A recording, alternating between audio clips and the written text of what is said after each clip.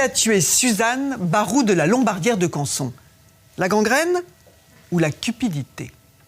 La vieille dame était riche, très riche même. C'était l'héritière du fameux papier des 5 Canson. Une femme fantasque, originale, qui gérait sa fortune d'hôtel en hôtel entre la Côte d'Azur et le lac Léman. Elle y promenait des toiles de maître fabuleuses qu'elle vendait au gré de ses besoins, jusqu'au jour où elle a croisé 2 escrocs. Elle est morte dans des conditions effroyables, affamée, séquestrée, et personne ne s'est demandé ce qu'elle était devenue. Ni les marchands d'art, ni le Louvre, ni les ténors du barreau qui tournaient autour de ces toiles.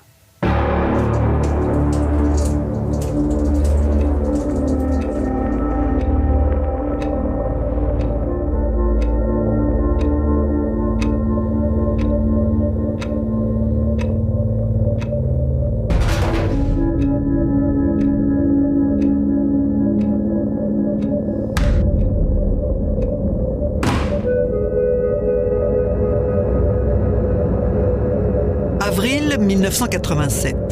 Les Deschamps ont rendez-vous avec un avocat parisien, maître Vicenzini. Il ignore pourquoi ce couple qui réside en Suisse a tant insisté pour le rencontrer. Maître Edgar Vicenzini, avocat de la famille Deschamps. Un homme très grand, bel homme, et une femme beaucoup plus petite, avec un regard bleu d'une extraordinaire intensité et une chevelure blanche qui faisait comme un halo au milieu de son visage. Et je vois tout de suite dans ce regard de la détermination et de l'inquiétude. Et elle me dit, ma petite sœur est morte il y a quelques mois, elle a été incinérée, et nous appartenons à une famille, je m'appelle Jeanne Barou de la Lombardière de Canson, et on ne se fait pas incinérer dans la famille. Donc ça n'est pas normal, il s'est certainement passé quelque chose.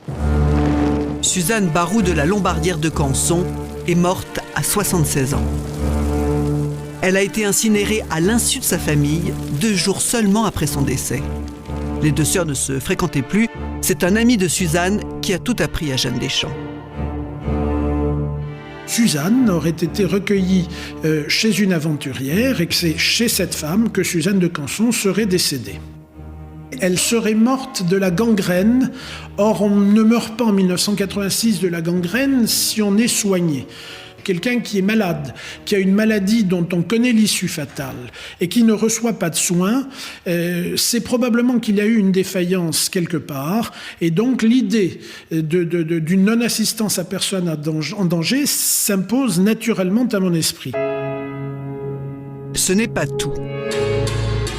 Quelque chose intrigue particulièrement la sœur de Suzanne de Canson. Madame Deschamps me dit, ma sœur avait une collection de tableaux de maître, de très beaux tableaux, et un de ces tableaux aurait été acheté par le Louvre. Or, ma sœur n'a jamais voulu vendre un de ces tableaux au Louvre. Elle considérait les gens du Louvre comme des malfrats. Ce tableau, c'est un Murillo, une toile du XVIIe siècle. Le peintre espagnol l'a intitulé « Le gentilhomme sévillan ». Suzanne en avait hérité de son père et d'après sa sœur, elle y tenait comme à la prunelle de ses yeux. Donc, si ce tableau a été acheté par le Louvre, c'est anormal, il s'est passé quelque chose d'anormal. Que peut-on faire ? L'avocat propose au couple de porter plainte contre X pour vol et non-assistance à personne en danger. Quelques semaines après, la plainte se retrouve au tribunal de Toulon, la ville où Suzanne de Canson est morte 9 mois plus tôt, le 16 septembre 1986.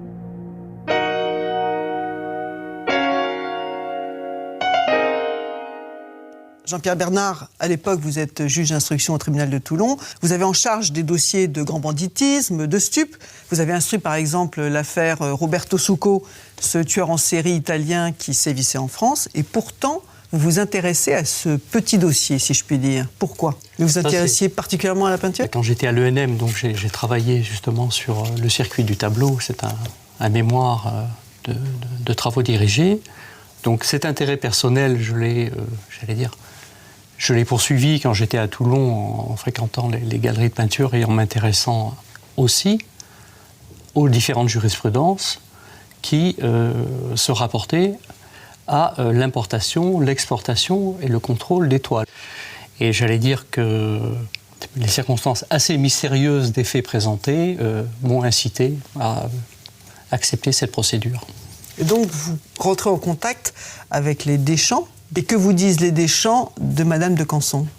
Une personne qui vit de manière autonome, indépendante depuis des années, et qui a un petit peu une vie de nomade, partageant sa vie entre la France et la Suisse. Voilà, grosso modo, ce que j'ai comme information. Suzanne de Canson est née le 15 janvier 1910 à Paris, quelques jours seulement avant la grande crue historique. Elle et sa sœur sont les héritières d'une famille riche et connue, les Baroux de la Lombardière de Canson. Une famille qui a fait fortune au XVIIIe siècle dans l'industrie du papier en Ardèche. Le papier à dessin Canson, qui devient célèbre dans le monde entier. Le père de Suzanne et de Jeanne ne s'occupe plus de l'usine. Il est devenu antiquaire. Richissime, il habite avec sa famille dans un hôtel particulier des Champs-Élysées. Meubles, argenterie, sculptures, tableaux de maître, Jacques de Canson collectionne les antiquités et initie ses filles à sa passion. Marie-Françoise Krieger, amie de Suzanne de Canson. Elle parlait beaucoup d'art, elle avait été élevée dans l'art et comme elle admirait beaucoup son père, elle était souvent avec lui. Elle connaissait bien les peintres, les sculpteurs. Elle avait une grande culture d'histoire de l'art en fait, très, très approfondie. Adolescente, Suzanne se sent différente. Et si elle se marie très tôt, à 18 ans, avec un cousin germain, ce n'est pas par amour. Maître Edgar Vincenzini, avocat de la famille Deschamps. Elle prenait sa liberté, elle s'affranchissait du carcan familial, elle s'émancipait et enfin elle allait pouvoir vivre la vie qu'elle voulait vivre. Quelques mois plus tard, Suzanne de Canson quitte son mari pour une femme, Laurence Paul, de 10 ans son aînée. À l'époque, en 1928, cela fait scandale. Mais Suzanne assume, quitte à affronter son milieu. Elle a eu un grand amour dans sa vie, c'était cette Madame Paul, et elle lui a été d'une remarquable fidélité toute sa vie. Elle était certainement très en décalage vis-à-vis de son temps, mais elle était, je pense, très moderne. Pendant 30 ans, les deux femmes mènent une vie de luxe, presque marginale, d'hôtel en palace de la Côte d'Azur aux rives du lac Léman. Suzanne profite des largesses de son père, mais donne peu de nouvelles au reste de la famille. Quand le père meurt, eh bien, Jeanne ne sait pas où est Suzanne, et donc pour la retrouver, un appel est passé à la radio pour l'informer du décès de son père.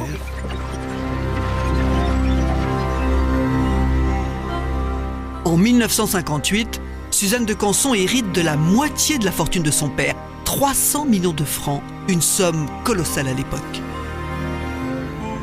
Des meubles, des toiles, beaucoup d'objets d'art que leur père collectionnait. Dans le lot, elle récupère le gentilhomme sévillant de Murillo et d'autres chefs-d'œuvre. Et figure dans ces tableaux de mémoire un Rembrandt, des Sanguines de Boucher, un Guardi, un Watteau, un Hubert Robert, un Quentin Latour, des noms, un Van Dyck, portrait de Lady Fane, si mes souvenirs sont bons. Elle avait des choses extraordinaires. Et donc elle vendait au fur et à mesure pour vivre et elle voyageait. Elle voyageait, elle vendait, elle partait, elle revenait, voilà. Donc elle vendait à Paris, elle vendait à Monaco et elle vendait peut-être ailleurs, je ne sais pas. Elle vendait ses affaires. Monsieur Bernard, Suzanne de Canson était donc en rupture avec sa famille. Pourtant, sa sœur aurait dû hériter, ce qui n'a pas été le cas. Comment c'est possible, ça? Qu'est devenu l'héritage? Étant un ascendant, le seul ascendant de Suzanne de Canson, effectivement, elle aurait dû elle-même faire une déclaration d'ouverture de succession. Mais elle est dans l'ignorance complète de ce qui est devenu le patrimoine de sa sœur, tout en sachant que certaines pièces ont été vendues pour faire la subsistance de Madame de Canson. Donc elle peut imaginer aussi que sa sœur a tout vendu. Elle ne sait pas. Qui a prévenu Madame Deschamps de la mort de sa sœur? Un certain monsieur Selloty. Et qui c'est ce monsieur? Et monsieur Selloty est un ébéniste antiquaire qui a une galerie d'art à Vevey, en Suisse. Et à ce moment-là, qu'est-ce qui vous intéresse le plus dans ce dossier? La possibilité d'une captation d'héritage ou éventuellement une mort suspecte? Si vous voulez, il y a les deux éléments sont intéressants. Ils ne sont pas forcément liés. Puisque, après tout, la captation d'héritage, il faut l'établir. Mais la deuxième interrogation, c'est pourquoi cette Suzanne de Canson est décédée de manière inconnue dans une petite commune du Var. Elle a été incinérée, que sa famille n'a pas été prévenue. Donc, si vous voulez, les deux éléments sont intéressants. On n'a pas forcément cherché à faire le lien entre les deux, mais les deux pistes se sont croisées, forcément.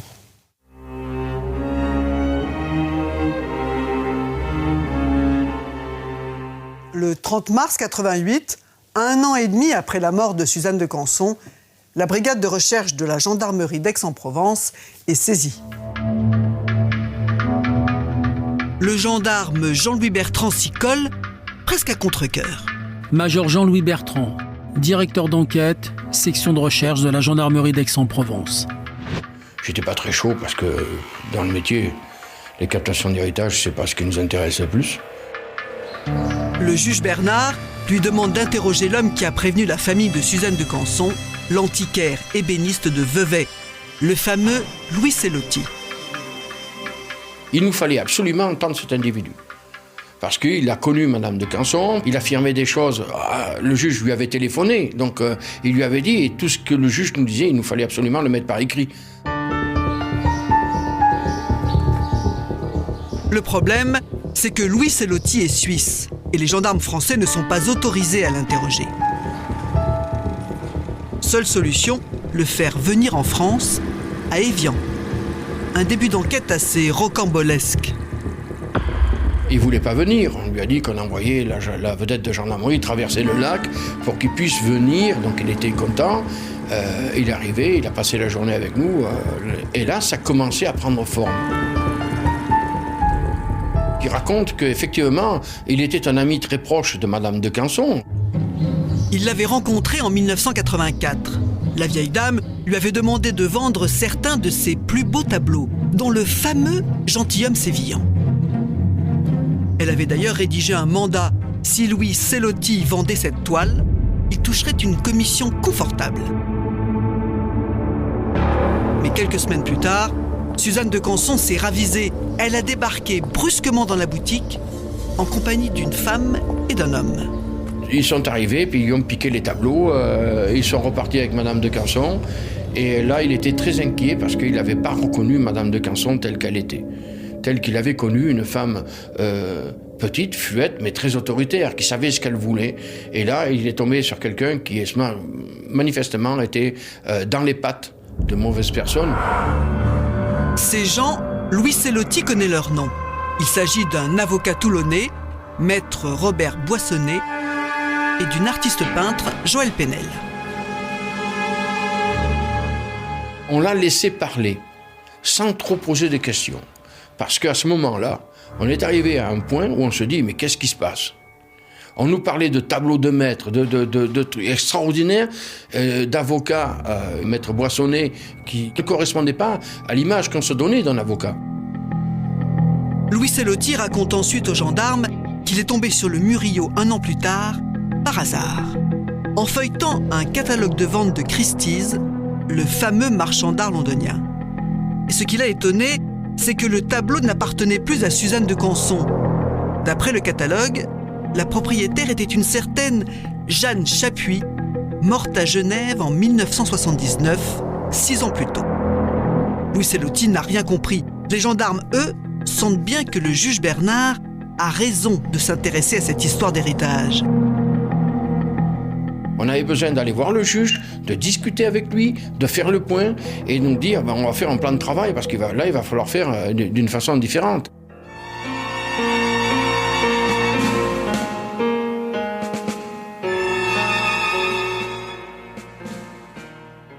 Les gendarmes sont désormais convaincus, comme le juge Bernard, de l'intérêt de cette affaire. Une héritière qui promène ses chefs-d'œuvre d'un pays à l'autre, sans prévenir la douane, en compagnie d'un avocat et d'une artiste peintre, cela ne leur dit rien qui vaille. Suzanne de Canson avait peut-être décidé de mener ses affaires comme ça, de cette manière, mais peut-être pas. Et si la vieille dame s'était fait manipuler par des escrocs ? Les gendarmes, qui ne veulent pas attirer leur attention, se gardent bien pour l'instant d'interroger Maître Boissonnet ou Joël Penel. Ils préfèrent enquêter discrètement dans l'entourage de Suzanne de Canson. Madame de Canson a très peu d'amis, elle n'est pas très sociale. À quoi c'est dû, je ne sais pas. Peut-être le fait que son homosexualité la place hors de la société, quelque part, mais il y a Célotti, il y a Madame Guerrier, il n'y en a que 4 ou 5, pas plus. Au fur et à mesure des auditions, les gendarmes commencent à cerner la personnalité de Suzanne de Canson. Tous ses amis la décrivent comme une femme extrêmement méfiante, voire un peu paranoïaque. Richard Krieger, ami de Suzanne de Canson. Elle avait le sentiment qu'on en voulait à tout ce qu'elle possédait.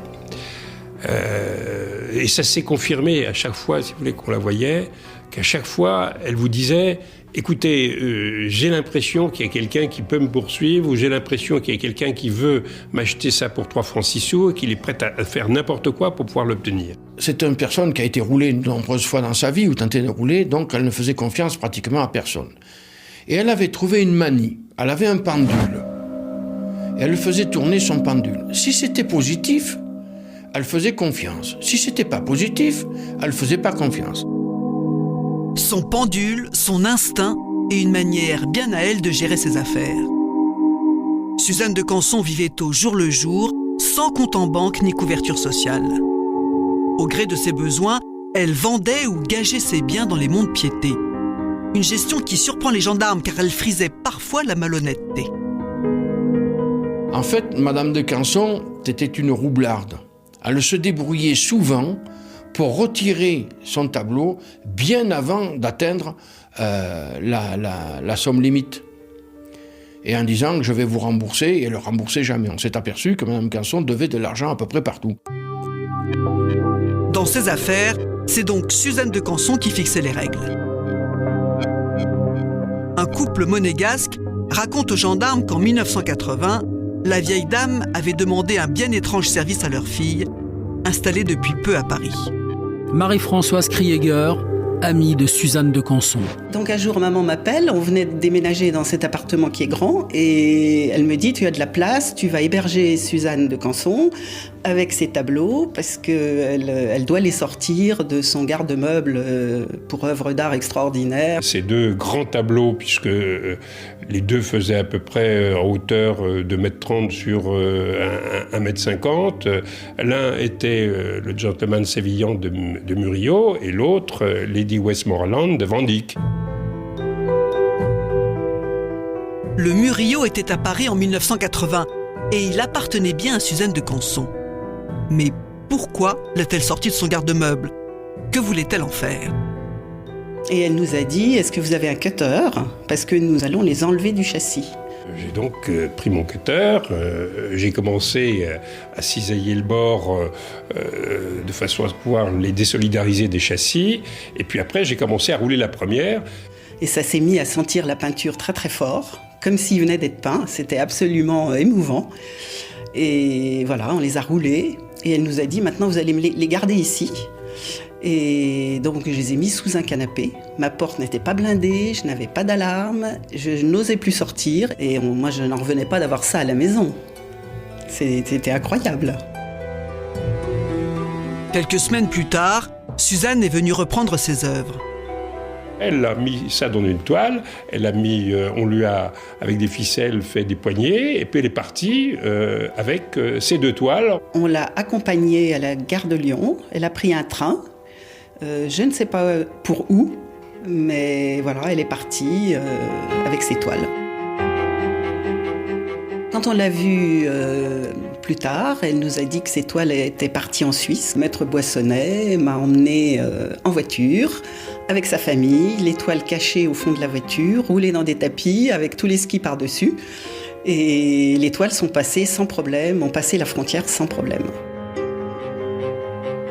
Elle savait que c'était pas légal de passer ces tableaux en Suisse, alors qu'ils étaient répertoriés en France, puisque ces tableaux appartenaient à son père.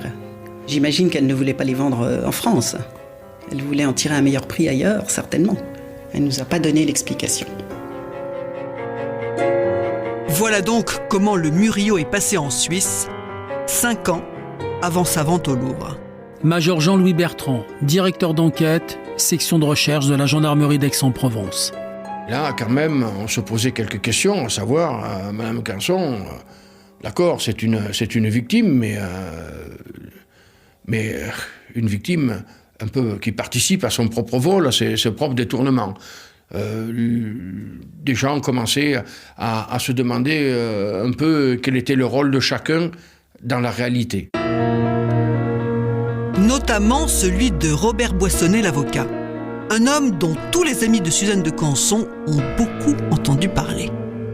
Pour Madame de Canson, Boissonnet était un homme parfait, c'était la justice, c'était l'avocat, c'était un homme chrétien, pratiquant, qui allait à la messe tous les dimanches avec ses enfants, enfin quelqu'un de très bien. Et elle avait une confiance aveugle. Quand elle a tourné le pendule pour Boissonnet, le pendule a dû fortement tourner, parce qu'à partir de ce moment-là, Boissonnet est devenu un demi-dieu pour Madame de Canson. Le pendule, pas seulement. L'avocat l'a tiré d'une mauvaise passe. Ils se sont rencontrés en 1973, une année pénible pour Suzanne de Canson. Après 40 ans de vie commune, sa compagne de toujours, Laurence Paul, l'a quitté un beau matin, à plus de 70 ans. Madame de Canson, elle était sûrement très très mal. Mais elle n'en parlait pas trop. Hein. Je pense qu'elle était aussi très vexée. Parce qu'elle se vexait aussi. Elle était très fière et elle n'a pas dû comprendre ce qui lui arrivait. D'autant que dans sa fuite, Laurence Paul a emporté 2 tableaux de grande valeur, un Titien et un Rembrandt. Suzanne remue ciel et terre pour les retrouver. Et c'est en recherchant, d'ailleurs, Madame Paul, que Madame de Canson, en se déplaçant à Brignoles, dans la famille de Madame Paul, va rencontrer Maître Boissonnet. Elle va charger Boissonnet de récupérer ses tableaux. L'avocat assigne Laurence Paul, qui s'est enfuie à Sion, en Suisse. Mais elle meurt en pleine procédure, en léguant les 2 tableaux à la ville. Qu'à cela ne tienne, Robert Boissonnet poursuit la municipalité et gagne le procès. La ville n'a pas rendu les tableaux, mais pour Suzanne de Canson, Robert Boissonnet est devenu un héros. Dorénavant, elle le consulte sur tout et pour tout. Elle semble avoir trouvé un protecteur. Pourtant, au fil des mois, son comportement change et ses amis commencent à s'inquiéter. Marie-Françoise Krieger, amie de Suzanne de Canson. Il y a quand même des choses bizarres. Elle disparaît de plus en plus souvent, elle donne plus de nouvelles. Quand elle revient, elle est très effrayée, très craintive. Et elle reçoit des coups de téléphone. Il faut toujours qu'elle reparte très très vite, comme si on l'attendait, comme si elle était surveillée.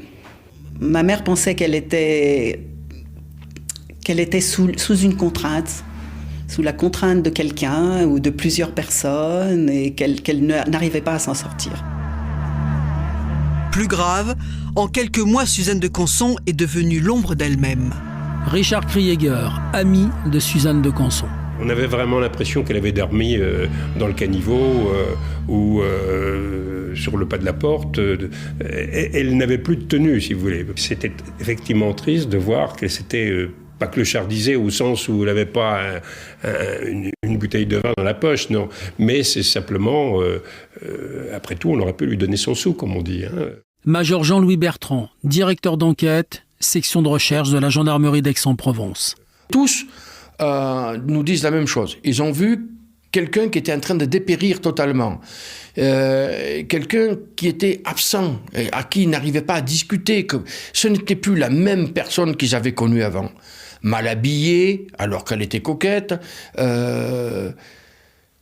mal coiffée, un début de barbe, de barbiche, pas entretenu, et qui arrêtait là, qui regardait, qui disait, comme si elle attendait quelque chose du secours sans rien demander.